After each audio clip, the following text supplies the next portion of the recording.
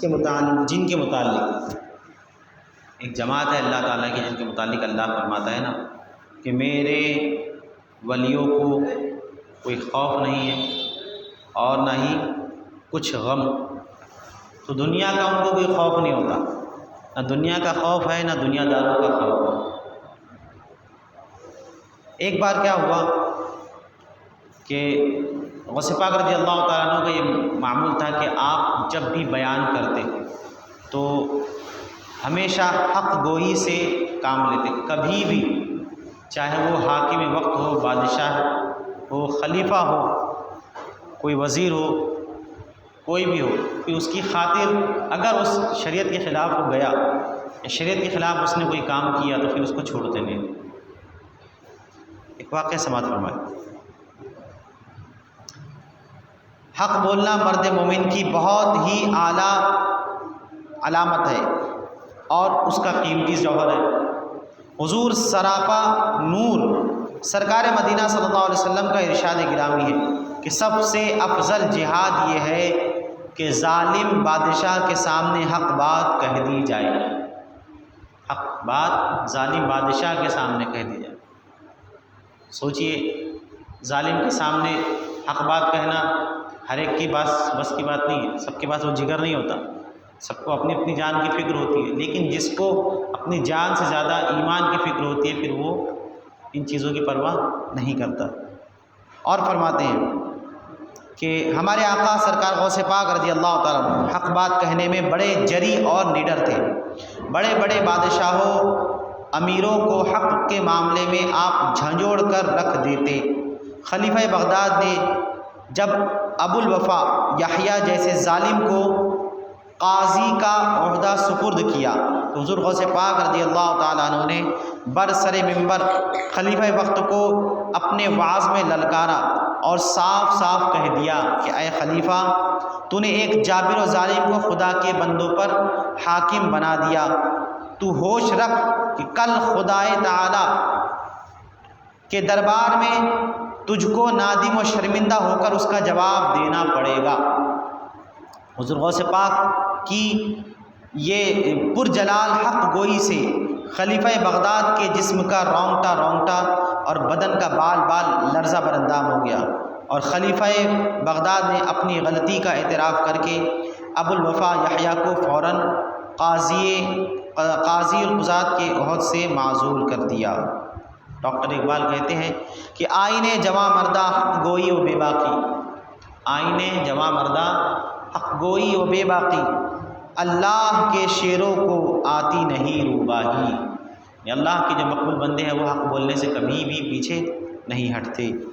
سرکار غوث پاک رضی اللہ تعالیٰ عنہ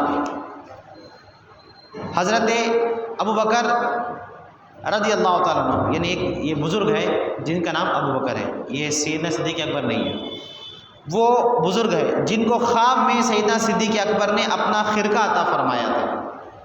یہ ابو بکر تھے بزرگ جن کو صدیق اکبر رضی اللہ تعالیٰ عنہ نے خواب میں اپنا خرقہ یعنی اپنا جبہ مبارک عطا فرمایا. جب یہ بزرگ خواب سے بیدار ہوئے تو وہ خرقہ آپ کے پاس ظاہر میں موجود تھا جو خواب میں سیدنا صدیق اکبر نے آپ کو پہنایا تھا. تو انہی بزرگ کا ارشاد ہے کہ جو شخص مسلسل 40 بدھ کو میری قبر کی زیارت کرے گا وہ جہنم سے آزاد ہو جائے گا. سبحان اللہ. اور جو شخص میرے روضے میں داخل ہوگا اس کو آگ نہیں جلا سکتی. چنانچہ اب بھی آپ کی یہ کرامت ہے کہ آپ کی قبر کے پاس گوشت اور مچھلی نہیں پک سکتی، نہ ہی وہ بھن سکتی ہے.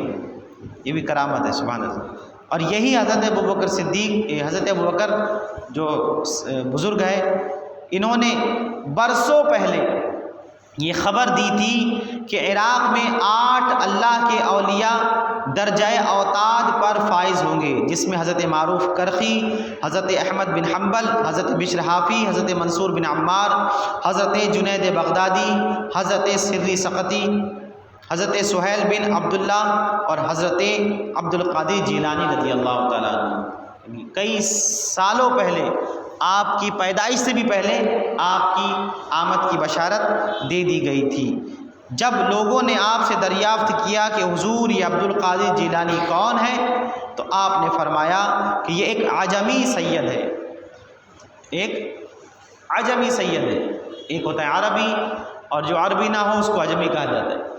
جو عرب کا ہے وہ عربی، اور جو عرب کے علاوہ ہے چاہے وہ کسی بھی علاقے کا، اس کو عربی زبان میں اس کو عجمی کہا جاتا ہے۔ تو گیلان میں، یعنی جو ایران کا شہر ہے گیلان، جسے ہم جیلان کہتے ہیں، پیدا ہوں گے، اور بغداد ان کا مسکن ہوگا۔ 5ویں صدی میں ان کا ظہور ہوگا، اور وہ ولایت کے مقام فردیت کی ایسی منزل پر فائز ہوں گے کہ ایک دن منبر پر اعلان فرمائیں گے کہ میرا یہ قدم اللہ کے ولیوں کی گردن پر ہے۔ سبحان اللہ۔ حضرت اویس قرنی بھی سماعت فرما لیں۔ حضرت سیدنا صدیق اکبر، سیدنا فاروق اعظم اور حضرت مولا کائنات رضی اللہ تعالیٰ عنہ کو حضور پاک علیہ السلام نے اپنے کچھ تبرکات دیے، اور تبرکات دے کے فرمایا کہ یہ تبرکات لے کر کے جاؤ اور میرے اویس کو جو قرن میں رہتے ان کو لے جا کر دے دینا۔ یہ دونوں صحابہ لے کر کے گئے، چنانچہ اور حضور نے یہ بھی فرمایا تھا کہ میرے اویس سے کہنا کہ میری امت کی بخشش کے لیے دعا کرے۔ کیا مقام ہوگا! خیر التابعین آپ کو کہا جاتا ہے، یعنی صحابہ کے بعد، صحابہ اکرام کے بعد سب سے بڑا مرتبہ حضرت اویس قرنی رضی اللہ تعالیٰ عنہ، خیر التابعین۔ تو چنانچہ جب حضرت عمر فاروق اعظم، حضرت مولا کائنات رضی اللہ تعالیٰ عنہ حضرت اویس قرنی کی خدمت میں تشریف لے گئے تو پیارے آقا صلی اللہ علیہ وسلم کا فرمان ذیشان سنایا، تو حضرت اویس قرنی نے سجدے میں جا کر اپنے پیارے نبی کی امت کی بخشش کی دعا مانگی۔ پھر کیا ہوا سماعت فرمائیں۔ غیب سے ندا آئی کہ اے اویس اپنا سر اٹھاؤ، میں نے آپ کی شفاعت سے پیارے محبوب صلی اللہ تعالی علیہ وسلم کی آدھی امت کو بخش دیا۔ سبحان اللہ۔ اور آگے فرماتے ہیں کہ نصف امت یعنی آدھی امت عبد القادر جیلانی کی شفاعت سے بخش دوں گا۔ سبحان اللہ۔ تو یہ مقام ولایت سرکار غوث اعظم رضی اللہ تعالیٰ عنہ کا۔ ویسے قرنی نے عرض کیا کہ پروردگار یہ عبد القادر کون ہے؟ میں ان کی زیارت کرنا چاہتا ہوں۔ تو ندا آئی وہ میرا محبوب ہے، اور میرے محبوب صلی اللہ تعالی علیہ وسلم کا بھی محبوب ہے، وہ قیامت تک اہل زمین کے لیے حجت ہوگا، تمام اولین آخرین اولیاء کی گردن پر اس کا قدم ہوگا، اور جو اسے قبول کرے گا میں اس کو دوست رکھوں گا۔ حضرت اویس قرنی نے گردن جھکائی اور کہا کہ میں بھی اس کو قبول کرتا ہوں۔ سبحان اللہ۔ اس لیے فرماتے سرکار اعلیٰ حضرت کہ واہ کیا مرتبہ ہے غوث ہے بالا تیرا، اونچے اونچوں کے سروں سے قدم اعلیٰ تیرا۔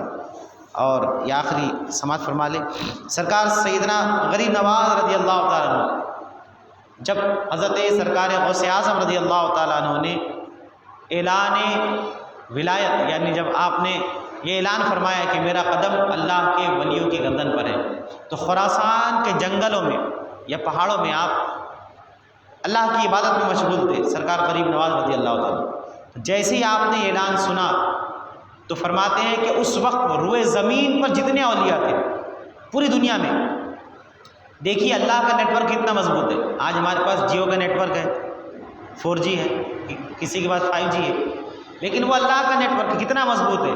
حضرت غوث پاک رضی اللہ تعالیٰ عنہ پکار کر رہے ہیں، بتا کر رہے ہیں، اعلان کر رہے ہیں بغداد شریف، اور پورے روئے زمین کے اولیاء جو جہاں پر ہے سب نے اپنی گردنیں جھکا لی کہ ہم سب آپ کی ولایت کو تسلیم کرتے ہیں۔ اور حتیٰ کہ یہاں تک کہ فرماتے ہیں کہ جو اولیاء کرام پہلے گزر چکے انہوں نے بھی اپنی گردنیں جھکا لی عالم برزخ میں، اور جو اولیاء کرام اپنی شکم مادر میں تھے انہوں نے وہاں پر اپنی گردنیں جھکا لی۔ یہ سرکار غوث اعظم کی کرامت، یہ سرکار غوث اعظم کی ولایت کو تسلیم کرنا ہے۔ اور عالم ارواح میں جو تھے انہوں نے بھی اپنی گردنیں جھکا لی۔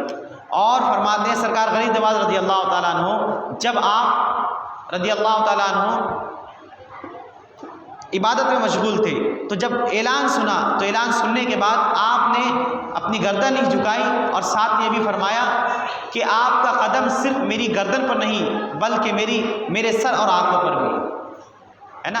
اس لیے فرماتے ہیں ایک شاعر کہ یہ دل ہے، یہ دل یہ جگر ہے، یہ آنکھیں یہ سر ہے، یہ دل یہ جگر یہ آنکھیں اور یہ سر ہے، جہاں چاہے رکھو قدم غوث اعظم ہے نا۔ اور اگر غوث پاک کا قدم ہمارے سرے ہمارے جیسے گناہ گاروں کے پر اگر مل جائے تو پھر کیا بات ہے، ہمارے تو دنیا بھی کامیاب ہے اور آخرت بھی کامیاب ہے۔ اللہ تعالیٰ غوث پاک رضی اللہ تعالیٰ عنہ کا صدقہ ہم سب کو نصیب فرمائے۔ یہ بشارتیں تھی جو اولیاء کرام کی جانب سے سرکار غوث اعظم رضی اللہ تعالیٰ عنہ کو عطا کی گئی۔